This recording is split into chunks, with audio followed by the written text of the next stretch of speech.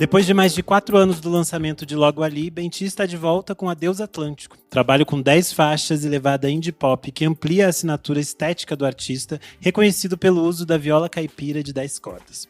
Agora, cada vez mais, o pop e o indie pop se mesclam nas canções, criando universos sonoros novos, num passeio que vai de beats urbanos a sopros e cordas que remetem ao Brasil interiorano.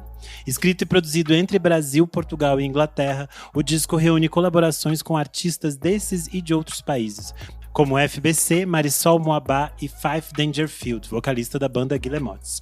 Para mergulhar nos detalhes de Adeus Atlântico, recebo hoje no Por Trás do Disco do Vamos Falar Sobre Música, o músico, cantor e compositor Benty. Seja muito bem-vindo de novo. Obrigado, que bom estar de volta. A última vez que a gente conversou foi em 2021, quando você lançou o Logo Ali, e a gente ainda estava num mundo de pandemia, a gente não sabia muito para onde o universo ia ir, ainda mais quando a gente fala de música e arte independente no Brasil. E eu queria entender como foi um pouco para você esse processo de lançar o Logo Ali, de colocar ele no mundo, depois de poder voltar a fazer shows e circular com esse trabalho, que era um trabalho que foi muito importante para esse desenvolvimento dessa estética e de todo o seu universo musical, né? Pois é, tá fazendo 4 anos e 3 meses, né, que eu lancei o Logo Ali. O Logo Ali, ele sai ali na rebarba final da pandemia, mas todo o primeiro semestre de 2022, final de 2021, ainda foi muito afetado. Eu lembro que o show de lançamento do Logo Ali foi remarcado umas 3, 4 vezes. Ele foi acontecer só em maio de 2022. É totalmente o contrário agora, por exemplo. Eu tô fazendo o show de lançamento do Adeus Atlântico menos de um mês depois que saiu o disco. Realmente não tinha... A gente estava meio sem entender mesmo o que ia acontecer, ainda estava no governo Bolsonaro também. Então, para mim, o doido é que o Logo Ali existe porque eu ganhei o edital do Natura Musical ali no final de 2019. Isso me garantiu que durante a pandemia eu pudesse fazer um trabalho musical que foi muito ambicioso. E aí, nos últimos anos... o que me faz sobreviver na música é o Logo Ali. Então, por exemplo, esses últimos 2 anos, o Adeus Atlântico é um disco que eu banquei, né? E o dinheiro que vem para terminar o Adeus Atlântico vem de músicas do Logo Ali, que foi lançado lá em 2021, sabe? Então, eu acho que esse ciclo, eu sempre falo que a música continua me sequestrando de alguma forma, então não tem como muito escapar. E aí, esses últimos anos foram muito... nesse lugar de trabalhar o Logo Ali, nesse contexto do mundo reabrindo, e ao mesmo tempo foi isso que foi gerando as músicas do Adeus Atlântico.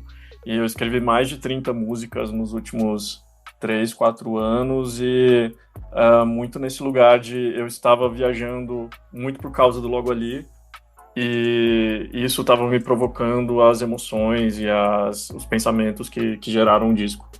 Era bem isso que eu ia perguntar, desses deslocamentos, né? Eu falei na abertura de que o disco foi escrito e produzido em diferentes lugares, inclusive em diferentes lugares dentro do Brasil, né? Você estava circulando, você conseguiu, felizmente, circular bastante com esse disco. Eu acredito que isso colaborou para esse processo do Adeus Atlântico. Eu queria entender um pouco como foi esse momento, se você ia escrevendo enquanto você estava na estrada, cada lugar que você visitava ia surgindo as músicas, como foi esse processo? Foi exatamente isso. No meu trabalho autoral, a minha composição vem muito de experiências, de eu me deslocar. Se eu ficar muito parado, é realmente difícil escrever. Tanto é que eu lembro que ali nos primeiros meses da pandemia, eu estava trabalhando nas músicas, muitas músicas do Logo Ali que parecem feitas durante a pandemia, na verdade foram escritas antes, porque ali na pandemia eu fiquei travado. Então, nos últimos anos... eu passei muito tempo no Rio, passei muito tempo na Bahia, além de ter tido essa experiência, né, de morar em Portugal, passar um tempo na Inglaterra. E, nossa, para mim é muito frutífero essa coisa do deslocamento geográfico na hora de escrever. E eu acho que, naturalmente, eu estar nesses lugares mais litorâneos, tem o clichê, né, do mineiro deslumbrado pelo mar, mas que no caso do Adeus Atlântico eu acho que esse não é tão clichê, acho que vai para um outro lugar, com outros questionamentos, mas sim, eu estava muito inundado assim, por essa inspiração que tá rodando o mundo depois de tanto tempo parado e tá conhecendo lugares que eu não conhecia e pessoas que eu não conhecia, artistas que eu não conhecia. Tudo isso me provocou muita coisa que tá de alguma forma ali no disco. Você falou dessa questão do mar. Eu acho que quando a gente cresce convivendo com a música brasileira, o mar é um personagem meio constante. E é curioso porque o Brasil tem um litoral absurdo, mas a gente tem milhões e milhões de pessoas que não moram na beira do mar e que não têm essa relação com o mar.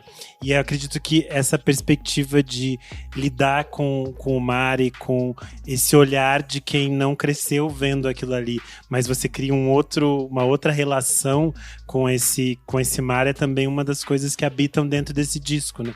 Eu acho que tem essa outra perspectiva de se olhar para o mar com outras poéticas. Eu acho que isso é rico. E é interessante como o mar aparece aqui como símbolo e como cenário para várias coisas, né? Queria que você falasse um pouco dessa sua relação com o mar e com essa distância de Minas não ter praias. Sim, o próprio título do disco tem mais de um sentido. Depois que você escuta o disco inteiro, você chega lá na faixa título, né, lá no final, e você percebe que o Atlântico não é só um substantivo, é um adjetivo também. Então, eu vi o mar pela primeira vez com 11 anos de idade, que eu lembro que os meus pais, a gente fez uma viagem para Cachoeira Paulista, para Canção Nova. A minha mãe era super uma pessoa Canção Nova, assim, quem é infância católica vai saber. A minha mãe é da Canção Nova. E aí a gente fez esse bate-volta para Ubatuba. Eu lembro muito, muito vividamente ver o mar pela primeira vez ali quando começou a descer a serra. E eu tinha 11 anos de idade, então foi... E aí eu fui ver o mar de novo com 18, 19 anos, quando eu vim para São Paulo para fazer faculdade de cinema. Então tem toda essa coisa do mar ser uma experiência muito late life para mim, sabe? Que foi uma coisa realmente que eu não cresci com, e que aí nos últimos anos eu pude estar bastante perto e inclusive realizando esse sonho de morar perto do mar, que foi quando eu morei lá em Lisboa. Só ia dizer que é curioso você ter dito feito essa linha do tempo, porque eu provavelmente devo ter visto o mar também com 11, 12 anos. E aí eu vi no litoral do Rio Grande do Sul. Não é um litoral, tipo, absurdamente lindo. Então, eu lembro da imagética da praia. Era um dia meio cinza, meio esquisito. Meio assim, dramática, né? Vendo o litoral já num dia cinza. Eu lembro que eu vi em Capão da Canoa. E depois eu só voltei a ver também quando eu já tinha uns 18 anos. Foi a primeira vez que eu fui pro Rio de Janeiro, que eu já tava na faculdade. Eu acho que tem muitas pessoas do interior que têm essa relação tardia com o mar. A minha mãe, por exemplo, foi ver o mar quando ela já tinha mais de 50 anos, que eu pude levar ela para conhecer o mar. Então acho que existe também essa distância que a perspectiva continental do Brasil provoca, né? E tem muito essa coisa também, isso já entrando em outro assunto, que quem nasce no eixo Rio-São Paulo e cresce no eixo Rio-São Paulo não tem a menor consciência do que é crescer em qualquer contexto que seja fora disso, seja litoral, seja interior. As pessoas realmente, elas não... É muito pouca gente que se interessa em entender o que de fato é o Brasil e quão grande é. E o quanto a gente é múltiplo, né? O quanto tem coisas muito parecidas, mas tem coisas muito únicas de cada região, assim. É interessante quando a gente pensa no interior, como os interiores se parecem de algum modo, que você encontra coisas parecidas. Às vezes as coisas têm nomes diferentes, mas são experiências e sensações muito parecidas em cada espaço do Brasil. Sim, total. E no caso do Adeus Atlântico, o termo veio pela primeira vez, o nome veio na minha cabeça em 2021 ainda, eu estava finalizando logo ali. Foi uma situação bem específica, assim, que depois eu entro em detalhes. Mas e aí, nos últimos anos, enquanto o disco foi se materializando, eu lembro que nesse primeiro momento eu comecei a escrever uma música que chamava Adeus Atlântico, que é completamente diferente da que está no disco hoje em dia. E esse sentido do que é esse adeus atlântico foi mudando muito. Mas eu acho que o que ficou de principal é muito essa sensação de que, enquanto eu estava nesses diferentes lugares diante do Atlântico, eu estava em lugares diferentes, mas era sempre o mesmo Atlântico. Então, esse papel do oceano meio como elemento que separa, mas elemento que junta também. Então, as fagulhas iniciais foram meio nesse lugar, assim. It's tax season, and at LifeLock, we know you're tired of numbers. But here's a big one you need to hear. Billions. That's the amount of money in refunds the IRS has flagged for possible identity fraud. Now here's another big number. 100 million. That's how many data points LifeLock monitors every second. If your identity is stolen, we'll fix it guaranteed. One last big number. Save up to 40% your first year. Visit LifeLock.com/podcast for the threats you can't control. Terms apply. Does it ever feel like you're a marketing professional just speaking into the void? But with LinkedIn ads, you can know you're reaching the right decision makers, a network of 130 million of them, in fact. You can even target buyers by job title, industry, company, seniority, skills, and did I say job title? See how you can avoid the void and reach the right buyers with LinkedIn ads. Spend $250 on your first campaign and get a free $250 credit for the next one. Get started at linkedin.com/campaign. Terms and conditions apply. Perfeito. Eu acho que isso que você estava falando já caminha um pouco para a gente entrar nas músicas, porque eu entendo que a primeira faixa, a faixa de abertura do disco, ela tem muito dessas andanças e mudanças, dessa trajetória entre o Logo Ali e o Adeus Atlântico. A primeira faixa é Nenhum Tempo a Perder. Eu sei que ela foi escrita em Boipeba, na Bahia, mas que ela também tem trechos que foram gravados em Lisboa, então eu queria que você falasse um pouco sobre essa faixa de abertura e também sobre a presença que já vem aqui logo de cara dos sopros, que a gente tem a flauta, o sax, o trompete, que cria um pouco dessa ambiência que a gente vai ter dentro do disco. Pois é, tem essa ambiência que é lá no Parque das Nações, em Lisboa, então é na orla do Rio Tejo, não é muito no mar, mas é tipo indo pro mar, sabe? E ao mesmo tempo que pra mim, essa composição foi uma das mais visuais pra mim, que eu lembro. Tem um elemento pessoal que eu preciso tirar de cara, que assim que tem uma relação que percorre esse disco, que enfim, lá em Lisboa eu conheci um menino inglês e foi uma relação intensa pra caramba, e aí ele veio pro Brasil também. Há Nenhum Tempo a Perder, eu escrevi em Boipeba, eu estive algumas vezes em Boipeba nos últimos anos, nessa vez especificamente eu tava com esse cara. E eu tenho essa lembrança muito forte de estar na praia. Eu estava com a melodia da viola, com a sequência de acordes. Eu entrei no mar e eu falei, eu não vou sair do mar enquanto eu não tiver a letra inteira dessa música. Então, para mim, foi muito... Para mim, eu tenho uma lembrança muito física, muito sensorial minha escrevendo essa música, porque poucas vezes... Tem as músicas pra mim que são um parto difícil, que eu levo meses pra escrever a letra e eu fico matutando, mas tem músicas que são muito diretas, e essa é uma das que foram bem diretas. Eu mudei pouca coisa da letra desde esse primeiro momento de composição, e eu lembro que depois de muito tempo dentro daquela água deliciosa e quentinha de Boipeba, Bahia, quando veio o final do verso, que é o Nem Te Quero Só Pra Mim, porque eu sei que não mereço, e depois isso teve um turnout trágico depois, mas enfim. Mas quando veio isso e veio o refrão, eu lembro que eu bati a mão na água, assim, e eu falei, isso, tá feita essa letra. É interessante que você citou que ela foi gravada às margens do Rio Tejo e falou disso de é o rio, não é o mar, mas o Rio Tejo historicamente é uma ligação muito importante do interior com o litoral em Portugal, né? Sim. E ele faz, historicamente ele tem ele é esse símbolo de um espaço de caminho que é importante para todas as conquistas e colonizações e roubos Sim. históricos de Portugal. Tudo nasce meio que ali. O Rio Tejo é meio que um espaço importante na história e na expansão marítima de Portugal. Acho que tem essa conexão interessante com tudo que a gente estava falando de interior, litoral, esse caminho. Tem esse subtexto histórico no disco que é muito forte, porque eu toco viola caipira. A viola caipira ela é um instrumento que veio da guitarra portuguesa e ela virou a viola caipira com influência das populações indígenas e africanas, interioranas, no interior do Brasil. Então, para mim, quando eu estava lá em Portugal e eu fiz as apresentações lá e eu tocava lá e as pessoas não faziam a mínima ideia do que era uma viola caipira e as pessoas tinham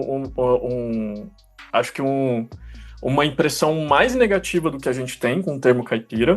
Eu não sei qual tipo de estereótipo exatamente que eles consomem de TV em relação a isso, mas bem negativo. E quando eu entendi que o disco tinha esse subtexto também, essa coisa muito Brasil-Portugal, eu comecei também a falar, tá bom, ele tem que ser um disco também que aborda outros pontos de vista, né? E isso leva também às participações, ao Alex Dalva, que é angolano, que eu conheci lá em Lisboa, que é um músico sensacional, a Marisol Moabá, que também, ela é de família congolesa, ela tá morando em Paris, então para mim, as referências que eu peguei, o sample da Costa do Marfim, o amapiano. Então, extrapolando, quando eu comecei a entender, tem essa parte muito pessoal minha, né, dos lugares onde eu estava, mas quando eu entendi que tinha todo esse subtexto da história da viola caipira, da conexão Brasil-Portugal, que é isso, a família do meu pai é portuguesa, mas a família da minha mãe é mais brasileira possível, assim, são muitas e muitas, muitas raízes diferentes. Então, o que isso gera, né? O que isso provoca para mim e quem que eu posso trazer para contar essa história junto comigo. Sim, você citou a Marisol, ela é a participação da segunda faixa, Lua em Libra. Marisol Moabá, como você falou, é uma cantora brasileira, mas de origem congolesa, que está radicada na Europa. Eu queria entender um pouco como se deu esse encontro, porque eu acho que essa faixa tem muito disso que que eu falei ali na abertura, dessa conexão entre sons que são muito brasileiros, mas também com uma roupagem muito pop, uma conexão que é muito universal e que especialmente fica clara no jogo de vozes entre vocês dois. Queria que você falasse um pouco, então, sobre Lua em Libra. A Lua em Libra eu comecei a escrever em Londres. Ela tem... Eu acho que isso dá uma faísca para ela bem indie pop, assim, de cara. Eu acho interessante, falando da sonoridade dela, que no disco como um todo tem muita coisa de drive de guitarra que eu uso na viola. Então tem muitas coisas que parecem guitarra, mas que na verdade são uma viola caipira com drive. Mas a viola por si só é um instrumento muito versátil, eu sempre bati nessa tecla. Tanto é, na Lua em Libra não tem... A maior parte do que tem de viola caipira ali não tem drive, não tem distorção, e é um som super grunge, assim. Eu lembro quando eu comecei a escrever o riff da Lua em Libra, eu falei, nossa, isso aqui é muito grunge, e é só a viola por si só, sabe? Então é isso de ser um instrumento muito versátil. E aí, desde o começo... A Marisol foi a primeira pessoa que eu chamei, eu acho, tenho quase certeza. Eu conheci ela pessoalmente num show que o Zé Manuel fez aqui em São Paulo, que a gente participou, eu e ela. E aí eu já falei, nossa, cara, é muito a Marisol essa música. Porque eu pensava muito de ser uma voz doce, mas que tivesse um punch. Não um doce...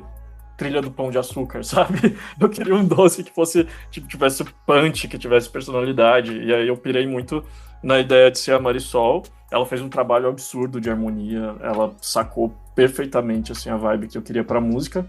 E quando eu chamei ela, tinha uma coisa que eu não sabia, que eu fiquei sabendo só depois, que ela estuda astrofísica, na real. Nossa. Sim, eu achei genial uma pessoa que estuda astrofísica estar numa música que chama Lua em Libra. Ela falou até, nossa, eu fiquei meio pensando muito se eu ia topar ou não, porque pra mim astrologia é uma grande bobagem. Eu não posso cientificamente corroborar astrologia, porque a minha linha de pesquisa é totalmente científica. E eu achei isso mais legal ainda, porque a Lua em Libra, eu acho que é a música mais irônica do disco. Eu acho que é um disco muito, aquele termo em inglês, o heart on the sleeve, aquele disco muito a flor da pele, assim. Eu queria que não fosse irônico, é muito, tipo, emoções grandes, e euforia, e epifanias, e etc. Mas a Lua em Libra tem essa ironia, tipo, de... cronologicamente também, sou eu num momento chutando muito balde e falando, esse é meu jeitinho. Se você quiser gostar de mim, goste de mim desse jeito, sabe? Maravilha. A gente chega na terceira faixa, Euforia. Tem participação do FBC e da Luar. Eu acho que esse é um grande encontro mineiro aqui. E é interessante porque eu queria entender um pouco como que essa faixa, que ela vai para um caminho que é mais indie rock, como que casou de você trazer o FBC e fazer essa conexão, porque ele faz os versos ali em cima e cria esse diálogo que é bastante interessante.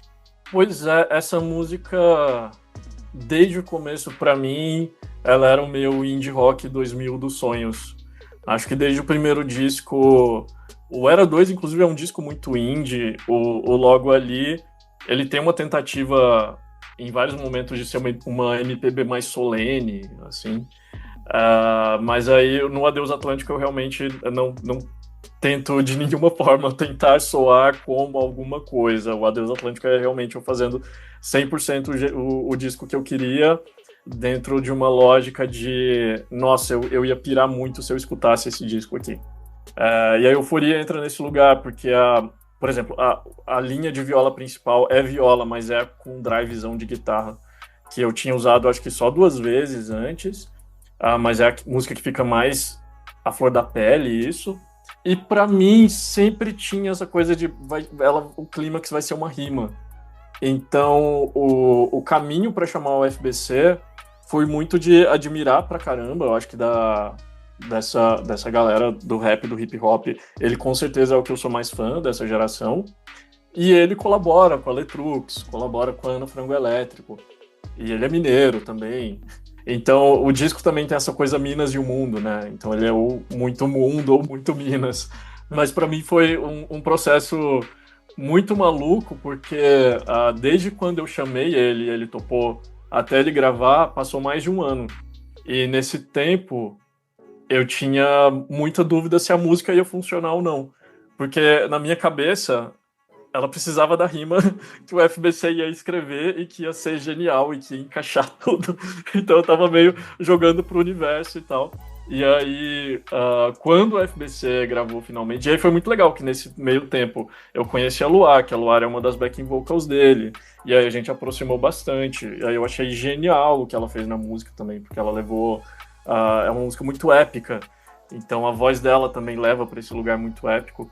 E aí, quando finalmente o FBC compôs e gravou a parte dele, aí eu falei, nossa, era isso a música na minha cabeça desde o princípio.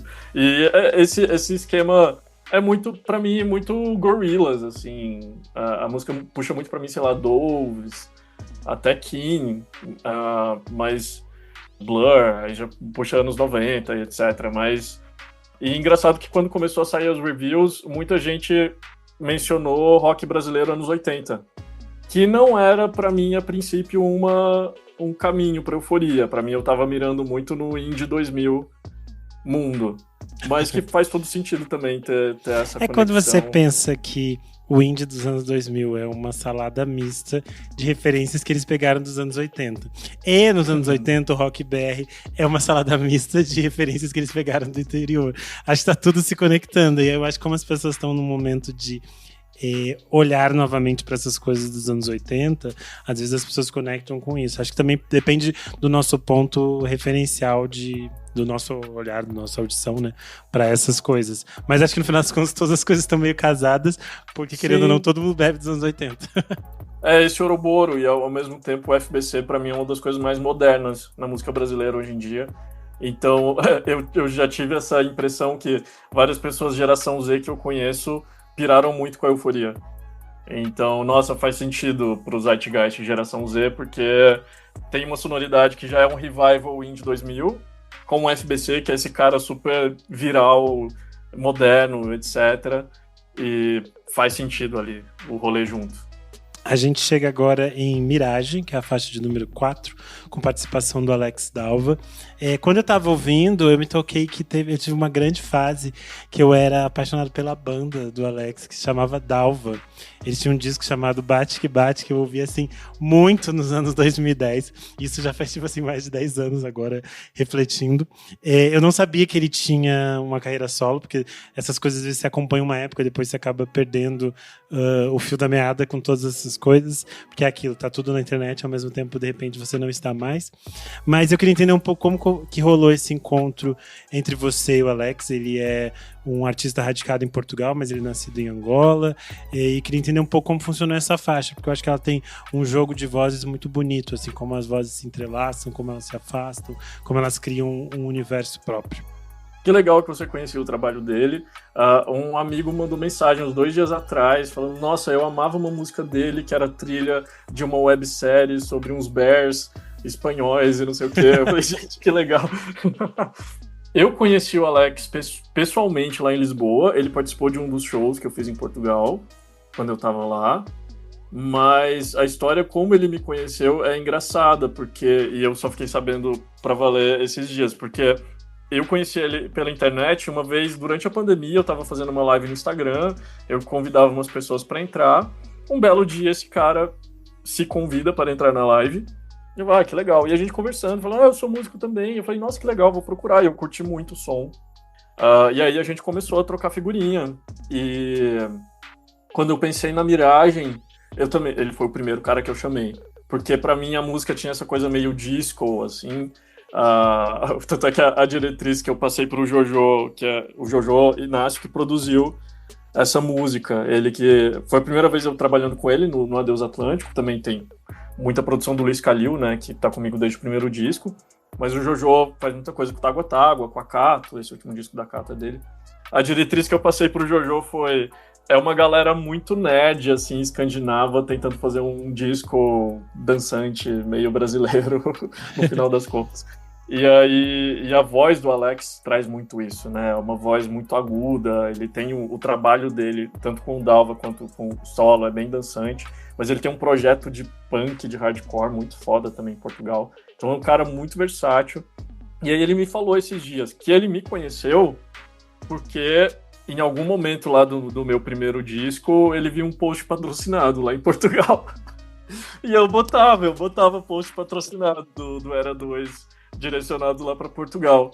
Aí eu falei, nossa, obrigado, Meta, I guess. Já que você pagou, né? Que pelo menos eles entregaram. Pelo menos entregaram para alguém que... ouviu com atenção. Que ouviu com atenção. Mas, nossa, essa música também, ela teve uma trajetória muito grande. Essa foi uma música que eu comecei a escrever há alguns anos atrás, e ela só chega nessa forma final Megazord dela ano passado, e muito por causa do Alex também. Porque quando eu chamei ele para fazer essas harmonias, esses backing vocals, eu tinha na minha cabeça para qual caminho ele iria, mas, nossa, ele empolgou, ele mandou muita coisa. Eu falei, nossa, genial. Porque aí, a partir dos novos vocais dele, a gente também levou o arranjo para outro lugar. E aí virou esse épico de 5 minutos e pouco. Que a letra, eu gosto muito dessa letra. Para mim é uma letra, claro, cada pessoa vai interpretar de uma forma, mas ela nasce muito de um lugar de angústia de performance em rede social. Eu lembro que a fagulha inicial dessa música, eu estava muito irritado com o rolê Nepo Babies, no geral. Enfim, bandas que tem muita entrada automática no mercado, etc. Enfim, não vou entrar em pormenores, mas eu lembro que a letra, a primeira fagulha da letra veio nesse lugar assim, de muita irritação com isso. E aí a letra foi indo para esse lugar de cansaço, de ter que ter essa performance diária. E aí, isso tudo nessa metáfora da miragem, que pra mim tinha tudo a ver com o clima oceânico mesmo, né, do disco. Então, nossa, eu amo essa letra, tipo, a parte final, que é o ser a miragem que ninguém toca, mas todo mundo quer ser, o silêncio que tem resposta só quando alguém paga pra ter, a miragem que ninguém toca, o espelho de ninguém. Isso é tipo, uau, aquele gif da caneta pegando fogo. Enfim.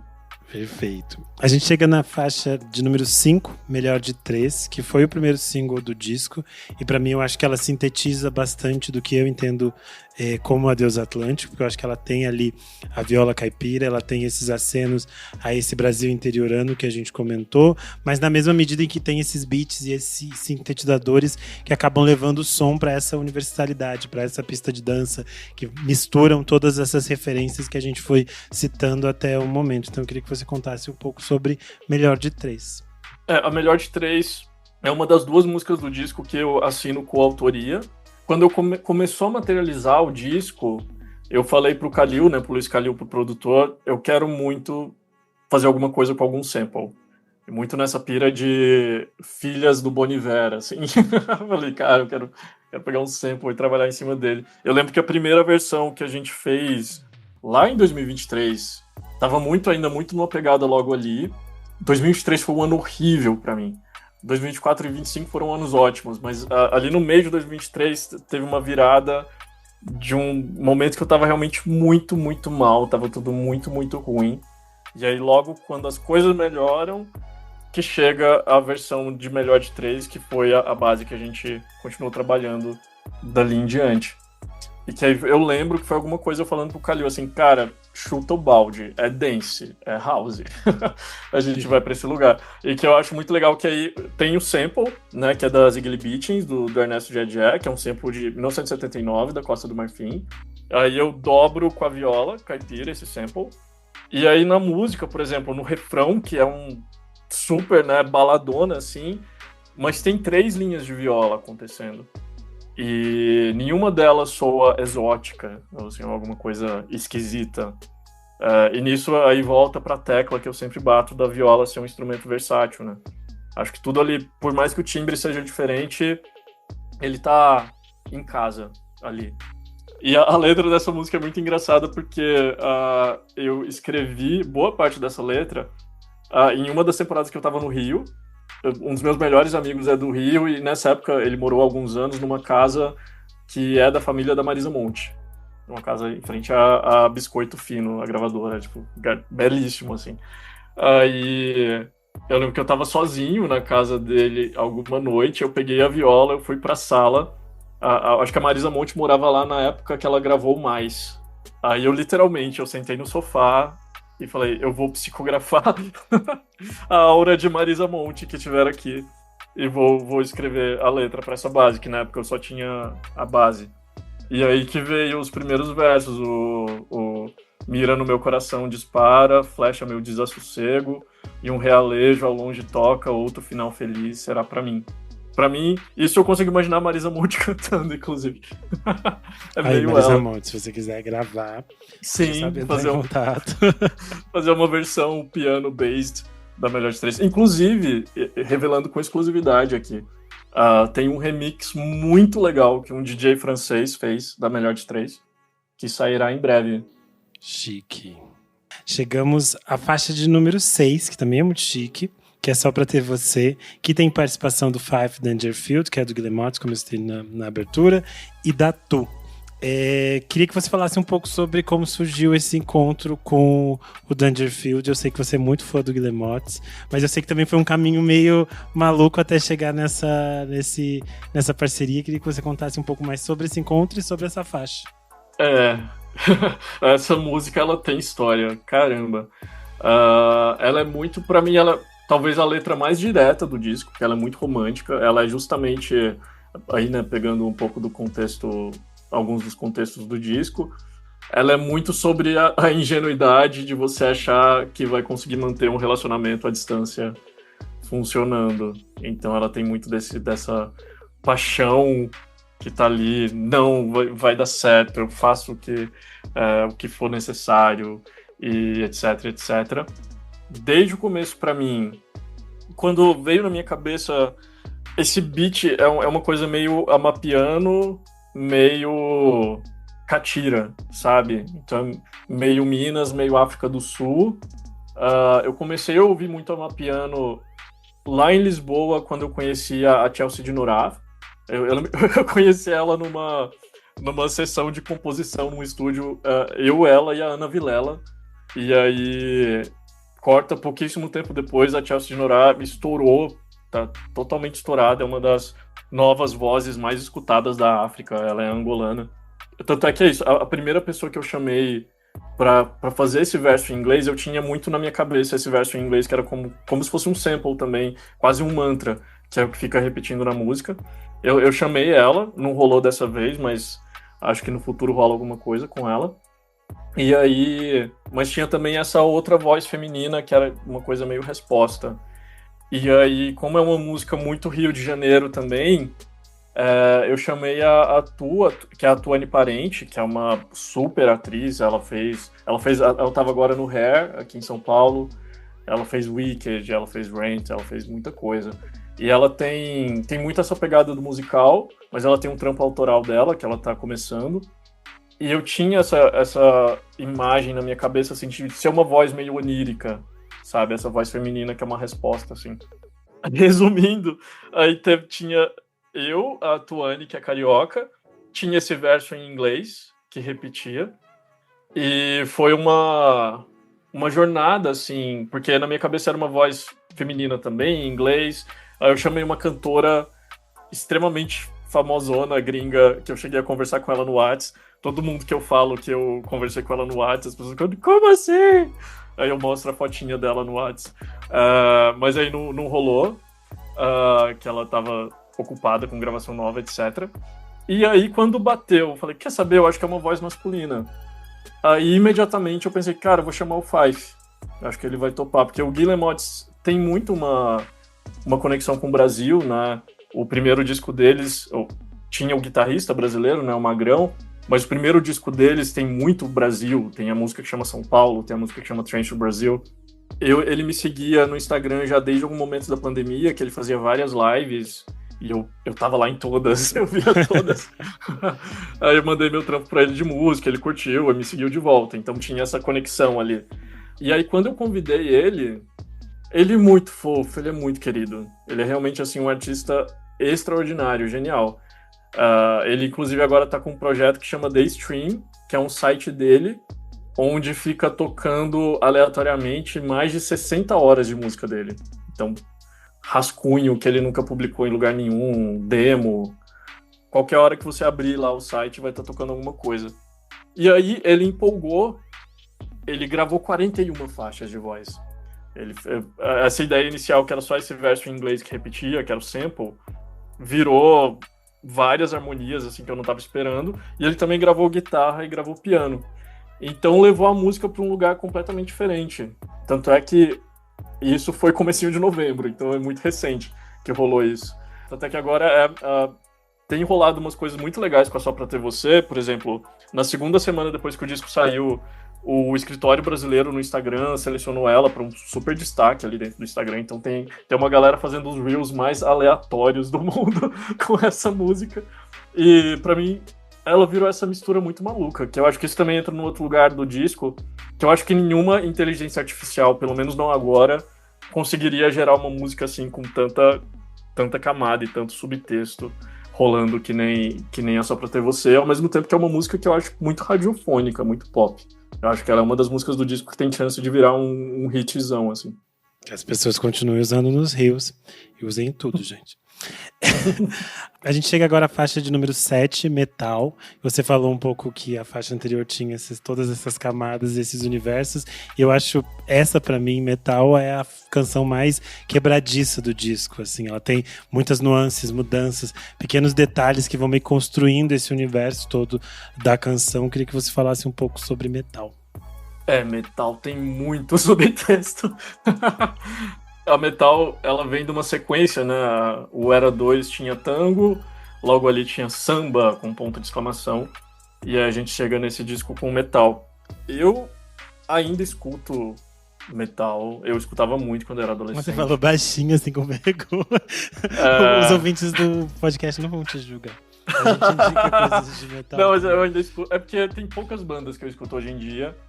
Por exemplo, uma banda que inspirou muito a Metal foi The Gathering, que eu ainda escuto pra caramba. Esse ano vai ter show aqui em São Paulo, eu vou com certeza. Mas tem umas brincadeiras com o gênero. Então tem os falsetes escondidos, tem a modulação ali no último refrão. É uma música muito expansiva, assim, né? Muito, muito grande. Mas a letra em si, pra mim, é muito essa coisa de o que você leva de onde você é quando você tá muito longe de casa. O que é essa experiência de ser estrangeiro. E no meu caso, eu sou mineiro. E eu não sou qualquer mineiro. Eu trabalhei na mina de nióbio do Walter Salles. Eu sou formado técnico em mineração. Um mês antes de entrar na faculdade de audiovisual aqui em São Paulo, eu estava literalmente trabalhando como técnico na mina de nióbio do Walter Salles. E eu espero muito encontrar ele um dia para falar isso. Que eu já trabalhei na mina dele. Então, tem essas camadas, né? Quando eu falo no refrão do brilho de metal nas veias, isso é uma coisa que em 2 semanas de disco, muita gente já me mandou mensagem. Mas o que significa isso? O que é esse brilho de metal nas veias? Eu acho que é uma coisa, pra mim, vem desse lugar meio abstrato de ser mineiro, de ter esse background esquisito, de rios ferventes de nióbio. Então, o que é esse brilho de metal e o que eu levo enquanto mineiro quando eu tô muito longe de casa, sabe? E tem essa citação direta, né? É uma música que é muito... Também puxa por umas bandas indies, tipo 100 Waters. Eu acho que é uma música muito Radiohead. Eu acho que talvez seja a minha música mais Radiohead da vida, a metal. Mas o refrão cita Milton Nascimento, né? E tem uma citação também a Ariano Suassuna nos versos. Então, enfim, grandes saladas, grandes conexões. Perfeito. A gente chega na música 8, Quase Sertão, que tem participação do Haroldo Bom Tempo. Eu acho que aquela vai já para outro lado, né? Outro caminho. Eu acho que ela foi uma faixa que saiu anteriormente também como single, e ela tem esse encontro da sua voz com a voz do Haroldo, mas também tem um encontro entre a viola caipira, o violão, o bandolim. Acho que tem todas essas sonoridades. Há uma delicadeza muito bonita nessa canção. Eu queria que você falasse um pouco então sobre Quase Sertão. A Quase Sertão, pra mim, ela é um flashback no disco. Acho que os temas que a metal começa a levantar, de se sentir estrangeiro, etc., a resolução disso é na Quase Sertão, que é literalmente esse flashback que o Haroldo, ele é de Carmo do Paranaíba. É uma cidade onde eu passei parte da infância e onde os meus pais moram ainda. Então, eu não sou de lá, né? Eu sou da Serra da Saudade, mas tem uma conexão forte pra mim, Carmo e tudo. É um lugar muito específico de Cerrado, que é muito longe de BH, é muito longe de Brasília, é muito longe de Uberlândia, enfim. Aí tem o clipe que a gente gravou lá junto, que é um clipe que só foi possível também por causa da Lei Paulo Gustavo, e a gente gravou na Ilha do Corvo, no estúdio do Léo Marques, em BH. Eu tinha essa curiosidade também de saber como que as pessoas iam encarar essa música no meio de um disco que vai para lugares tão eletrônicos, mas que eu acho que super cumpre a função, principalmente muita gente agora que está escutando o disco que não tinha escutado nenhum single ainda. E é uma viagem assim... Bom, você sabe que você também é do rolê indie, mas, poxa, muitos dos discos que a gente gosta do indie vão para lugares muito diferentes, né? Dentro do próprio disco. E não precisa ser só do indie. Um exemplo bem mainstream, que foi uma das inspirações do Adeus Atlântico, é o Harry's House, do Harry Styles. E o Harry's House, ele tem músicas que são super dançantes, super disco, mas músicas que são 100% acústicas. E a Quase Sertão ela ainda tem uma brincadeira, que ela tem um sintetizador muito forte ali em alguns momentos. Tem uma linha de palmas que, pra mim, puxa tanto para um lugar de fado quanto para um lugar meio folclore mineiro, meio Folia de Reis também. Então, para mim, essa música funciona nesse lugar de ser um flashback. Assim, talvez você tá se preparando para voltar para casa, ou você tá só lembrando de como é esse lar. Mas para mim, por mais que todos esses lugares onde eu morei eu poderia chamar de lar de alguma forma, o lugar para onde eu volto continua sendo esse interior, essa proximidade com os meus pais e tudo. É interessante ouvir você falando, porque pra gente que ouve seus discos desde sempre, Quase Sertão é completamente natural que ela exista dentro desse universo. Ela é tão parte do seu universo que pra mim ela é só uma extensão, e eu entendo ela aqui dentro, porque as outras músicas têm algumas coisas de Quase Sertão, só que elas têm coisas em cima. E aí Quase Sertão ela tá um pouco mais limpinha que as outras, mas pra mim ela é parte muito do universo Benti que a gente conhece. Sim, assim, é algo que eu acho que dialoga com toda essa sua trajetória. De todo modo, a gente vai se encaminhando pro final do disco, né? A gente chega na faixa Adeus Atlântico, que é a faixa título, e aqui eu acho que de novo a gente tem essa delicadeza, essa beleza dessas diferentes camadas de som, porque a gente vai ter o coro, a gente vai ter o cello da Francisca Barreto, a gente vai ter as percussões, a gente vai ter de novo todos esses sons que vão construindo essas camadas e detalhes que geram beleza dentro da faixa. Queria que você falasse um pouco tanto sobre a produção da música quanto sobre a letra que você falou, que acho que ela também é um pouco esse círculo do disco, né? A Deus Atlântico, ela é produção da Francisca Barreto e do Vitor Kroner. Já tinha algum tempo que eu queria trabalhar com a Francisca. Eu pirei no Inteira, da Nina Maia, né, que é o disco de estreia da Nina Maia, e comecei a ficar de olho no trampo da Francisca. Eu achei genial que ela já fez turnê mundial com Damien Rice, sabe? Só ela... Quando a gente vê ela ao vivo é muito interessante, né? Eu lembro que eu vi a primeira vez que eu vi ela no Bônus junto com a Nina, eu fiquei assim, muito encantado, é muito legal. Não, as duas são musicistas geniais. Eu acho que Engraçado que todo disco meu tem alguém que eu bati o olho e eu falei, nossa, eu preciso muito trabalhar com essa pessoa, que essa pessoa está começando a aparecer aqui e é muito extraordinário o que essa pessoa está fazendo. E nesse disco, é isso, né? A Francisca, ela não tá como uma participação especial no disco, mas, por exemplo, ela vai estar no show de lançamento como participação, mas ela entra como produtora e como musicista, como vocalista. O processo foi muito legal, foi um diazão no estúdio, com a Francisca e com o Vitor, e nós três levantando a música. Acho que os dois têm uma mentalidade muito fresh. Desde o começo, quando eu vi produções dos dois juntos, falei, nossa, é esse som aqui que eu quero para Deus Atlântico. Essa coisa que é muito antenada em muita coisa legal que eu escuto, sabe? E eles foram exatamente ali e realmente são dois músicos incríveis. A letra... Quando eu tive essa primeira fagulha, de que veio o nome pra mim, a Deus Atlântico, e começou a vir uma música que era diferente, foi lá em 2021. Eu ia finalmente fazer uma viagem para Alagoas, que eu nunca fui, inclusive, para Alagoas ainda. No começo da pandemia, eu estava começando uma turnê no Nordeste, a pandemia me pegou, eu estava em Recife. Todos os outros shows foram cancelados, etc, etc. Aí, em 2021, quando eu ia finalmente fazer essa viagem, veio alguma outra onda de Covid, e aí cancelou tudo de vez, perdi as passagens. Aí eu falei, quer saber, eu vou pro mar, eu vou pegar um Airbnb em Santos, eu vou chegar lá em Santos e eu vou me jogar de algum penhasco, e é isso aí. Gente, se você está ouvindo, você passa por isso, ligue para o CVV. Tá? Ligue para o CVV. Não confie só na música, no meu caso foi a música que me salvou, mas às vezes você precisa de terapia. E eu já tava fazendo, né, que a pandemia e Bolsonaro foi too much. E aí eu peguei um Airbnb na Ilha Porchat, eu não sei se você já foi na querida Ilha Porchat, tem um prédio lá que é tipo um Copan, chamam de Copan do litoral.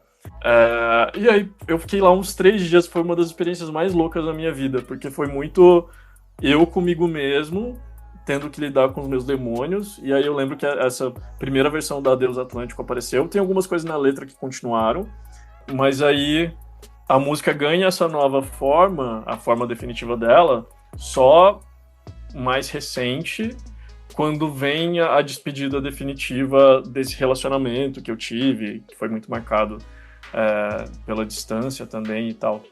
Mas que eu acho bonito que tem muita gente já, inclusive nas audições que eu fiz antes de lançar o disco, que eu fiz audições individuais. Tem uma galera que realmente a gente ia para um café, eu sentava na frente da pessoa e a pessoa escutava o disco na minha frente. Foi muito legal. E desde essa época, essa música sempre bateu muito para as pessoas. E todo mundo trazia algum lugar diferente. Então teve um menino que falou que, nossa, essa música me lembrou a minha mãe, que eu não vejo há 5 anos porque eu moro muito longe dela. Aí a menina falou, nossa, essa música me lembrou um avô que eu gostava muito e que já faleceu, sabe? Então, acho que ela é uma música muito de despedida, meio definitiva, sabe? Quando você se despede de alguém e você realmente não sabe se você vai ver essa pessoa de novo na vida. É um tipo de despedida bem específico. Então, e pra mim, ser o nome do disco tem muito essa coisa do deslocamento, sabe? Você tá ali nessa viagem que o disco te provoca, mas você não sabe se você vai reencontrar certas pessoas, se você vai rever certos lugares. Para mim, desde o começo, o disco tinha muito que ter essa sensação de sonho. Para mim, o disco ele é você tá tentando lembrar de uma viagem que você já fez, ou você tá no meio de uma viagem e começa a sentir saudade dela enquanto você tá vivendo, ou você tá vendo uma foto, mas você não sabe direito de onde é aquilo, ou um vídeo. Tanto é que a estética do disco tem muito disso, a gente fez muita coisa com fita, com película. Então é nesse lugar meio do Atlântico, como esse lugar onírico também, né? Essa coisa do que separa, que aproxima, que é meio monstruosa, mas que acolhe. Interessante. Acho que tem de novo a ver com aquilo que a gente falou lá no início de as nossas distâncias com o mar, e aí eu acho que o mar também, cada encontro com o mar, pra gente que não cresceu com o mar, é uma memória que fica, como diz a música da Bethânia, vou voltar depois pra buscar os momentos que eu não vivi junto do mar. Eu acho que toda vez que a gente vive esses momentos com o mar, a gente acaba criando essas memórias que ficam meio embaralhadas e ficam meio memórias de um verão perdidos. A gente chega ao final, que tem o intermezzo aqui na faixa de número 10, é meio que o subir dos créditos do disco. Eu queria entender um pouquinho como é a intenção com esse fechamento. Primeiro, eu acho muito legal você ter citado essa música da Bethânia, porque eu ouvi muito essa música também nos últimos anos. A gente tá falando de várias coisas indies e metal e etc, mas tem muita Bethânia também. É indie metal, tem uma banda aquela que fazia só versões metal da Bethânia. Justo. Bom, a Intermezzo é ao mesmo tempo que ela é esse subir de créditos, ela é um easter egg também. Quem for escutar a música e tem coisas que eu sussurro na música, e já tem a letra no Spotify, tem a letra no Visualizer. Eu não reparei nisso, eu vou lá ouvir daqui a pouco. Vou acabar a gravação e vou fazer isso. Então tem um easter egg para quem prestar atenção na Intermezzo. Mas que é isso, né? É esse final da Deus Atlântico que junta com a mesma ambiência da primeira música. Então é a mesma ambiência do Rio Tejo que começa Nenhum Tempo a Perder. Isso é uma coisa que eu tinha feito no Logo Ali, né? De ser fazer o Ouroboro. Então o Logo Ali começa com os passos e termina com os passos e encaixa perfeitamente ali. As músicas têm o mesmo BPM, então eu queria essa sensação também no Adeus Atlântico de ser essa continuidade também. Perfeito, eu só tenho a agradecer o seu tempo de dividir com a gente essas histórias e essas memórias em torno do Adeus Atlântico. Deixar esse espaço para que você convide as pessoas para te seguirem nas redes, para ouvirem o disco, todas aquelas coisinhas de sempre. Bom, quero muito que você escute o Adeus Atlântico. Se escutar e se gostar, bora espalhar esse disco. Eu tô realmente muito orgulhoso do resultado. É um disco, eu tô falando muito isso, é um disco feito por gente e feito por muita gente.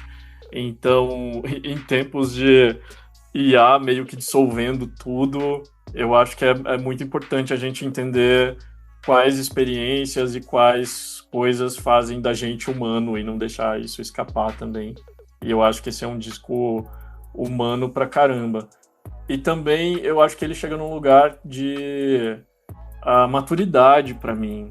Eu acho que ele é um disco mais bem resolvido que os outros dois. Eu gosto muito do Era 2 do Logo Ali, mas eu realmente tenho um orgulho muito especial do que a gente conseguiu fazer com Adeus Atlântico. E, além de tudo, agora eu chego com um instrumento inédito, que talvez seja um instrumento único no planeta Terra, que é um híbrido de viola caipira e guitarra Les Paul, que eu vou estrear pela primeira vez no show de lançamento.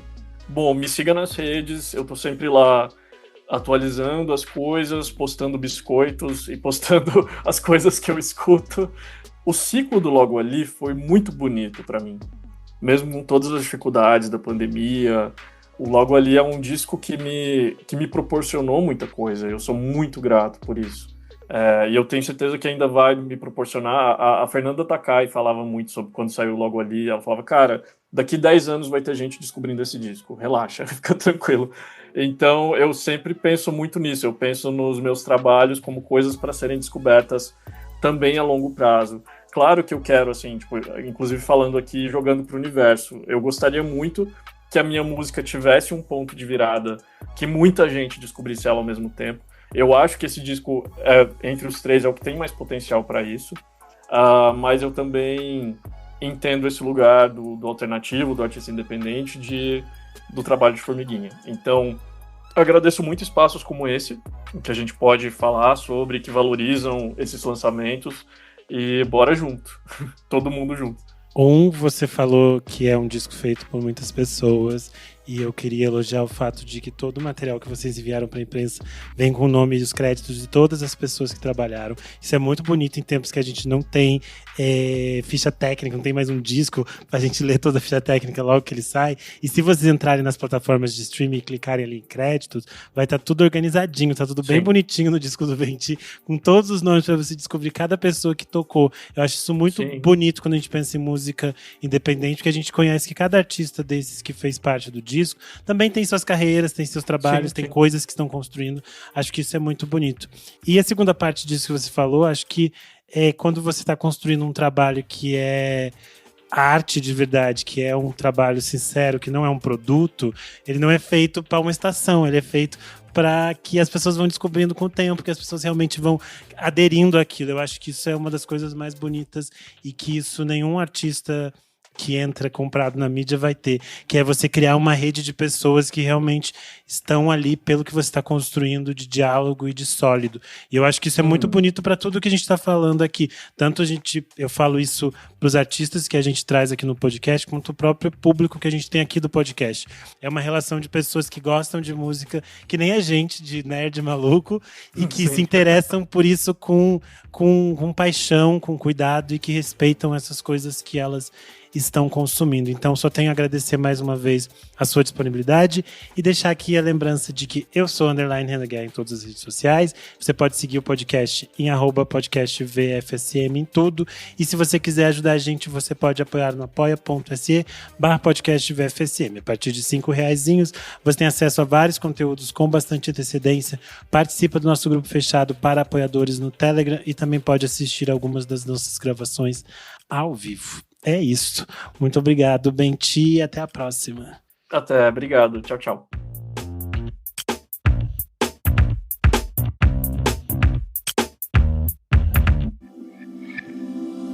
Esse podcast foi editado por Nick Silva.